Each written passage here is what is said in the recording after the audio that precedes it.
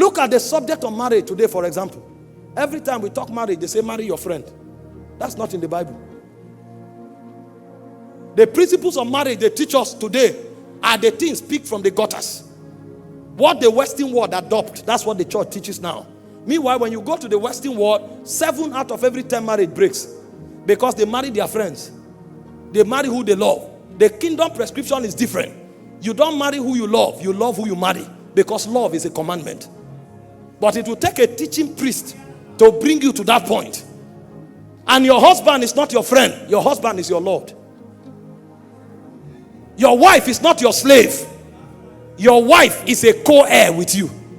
So when a man is dealing with his wife, he's dealing with his wife the way Christ deals with the church. He dies to bring his wife's reality out.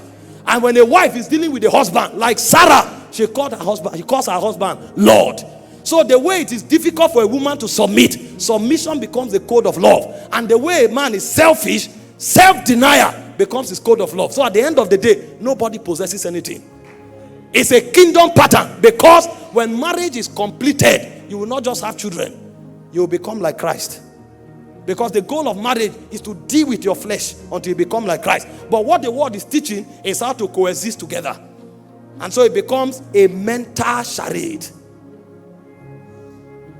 Because there are no teaching priests. He said, as holy women, the same way Sarah called her husband Lord. He said, that is how you relate with your husband. And he said, concerning the man, for your prayer to be answered, deal with her with understanding as a weaker vessel. So the man is disadvantaged, the woman is disadvantaged if they choose to walk in the flesh. Because if the woman doesn't see the husband as Lord, she will never have a relationship with God. And if the man marginalizes the woman, his prayers will not be answered. Kingdom position. Because marriage reveals the portrait of heaven.